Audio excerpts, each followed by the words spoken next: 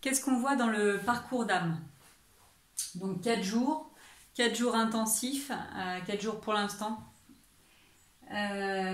Guérison plus passage pour comprendre d'un point de vue spirituel ce que c'est que l'expérience humaine. Qu'est-ce que c'est une âme? Pourquoi elle est ici?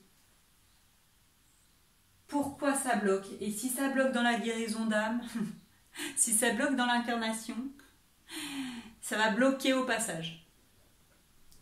Si dans l'incarnation, on a pris en charge ce qu'il fallait, qu'on a compris pourquoi ça se passait, et dans les guérisons d'âme, c'est vraiment le but, c'est de comprendre l'expérience, de déverrouiller tout ce qu'on a pu nous mettre dans la tête ou qu'on a pu se mettre dans la tête. Donc c'est ce qu'on voyait, qu'est-ce qu'on voit dans la guérison d'âme. Dans le parcours, on voit nous et on se libère effectivement de toutes nos mémoires cellulaires, de nos mémoires transgénérationnelles, de nos fausses croyances, pour pouvoir nous ouvrir. Et effectivement, je vous rappelle, il y a un dossier personnalisé, donc effectivement là, vous ne pouvez pas me dire que ça passe pas, que ça vous parle pas, hein, c'est compliqué quand même, parce que vous sentez bien que votre karma, votre dharma, c'est le vôtre, ça vous parle à vous. Et donc, pourquoi le passage, ça ne peut pas bloquer? Qui est-ce qu'on peut aider? On peut aider effectivement des défunts qui sont bloqués sur des personnes ou dans des lieux. Comment on peut diagnostiquer? Donc on vous montre les outils de détection. Qui est bloqué? Quel est l'âge du défunt par exemple? Parce qu'effectivement vous n'êtes pas obligé d'être médium pour pouvoir être passeur.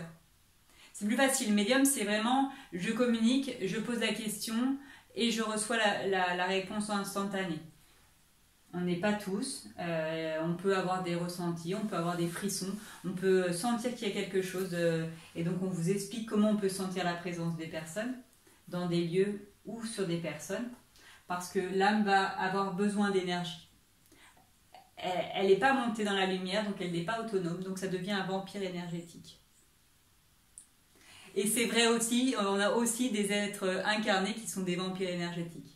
Dans la guérison d'âme, je vous rappelle, on ne parlera pas de pervers narcissique, mais on reparlera effectivement des jeux de rôle, puisque le pervers narcissique, ça fait partie d'une autre formation, ainsi que les entités. On en parlera, la différence entre un défunt et une entité, un démon, c'est pas la même chose. Entité, démon, ça fait aussi partie d'une autre formation.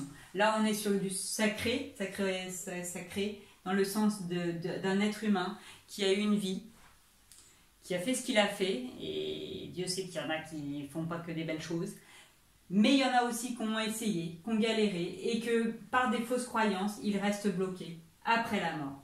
Donc il y a énormément de choses. L'idée, c'est de se rendre compte qu'en 4 jours, on peut vraiment nous-mêmes changer de vie sur ce qu'on voit, sur comment on appréhende quand on est thérapeute ou guérisseur ou soignant, comment on peut appréhender différemment l'être humain en redonnant vraiment à chacun sa part de responsabilité. Je suis responsable de mes actes et tu l'es. Et donc il n'y a plus de victimes, il n'y a plus de bourreaux, il n'y a plus de sauveurs, ça n'existe plus à un certain niveau, on est ensemble, main dans la main. Donc c'est vraiment souvent, ce que je conseille, c'est ensuite du magnétisme, d'avoir fait 1, 2, 3, d'avoir appréhendé effectivement une autre réalité du point de vue du corps, puisqu'une fois qu'on a compris comment ça fonctionne le corps physique, on va pouvoir guérir les blessures de l'âme et accompagner le passage des âmes dans le-delà quand ça bloque. Qui peut le faire? Tout le monde, à partir du moment où vous êtes en vie. Vous avez encore un peu d'énergie, puisqu'effectivement, le don, il est donné de naissance à chacun. Chacun est capable d'aider, d'accompagner, d'aider à guérir, de s'auto-guérir. Je vous ai fait une petite vidéo sur les dons et les talents parce que vraiment, si vous vous sentez appelé, si vous sentez des choses, si vous sentez cette appétence sur l'émotionnel, sur tout ce qui est difficile à gérer émotionnellement, pour vous, pour vos proches, c'est une formation qui ouvre à d'autres choses, puisqu'on a les outils de détection, entre guillemets, de diagnostic, et on a aussi les outils de libération. Libération émotionnelle, libération énergétique, libération spirituelle.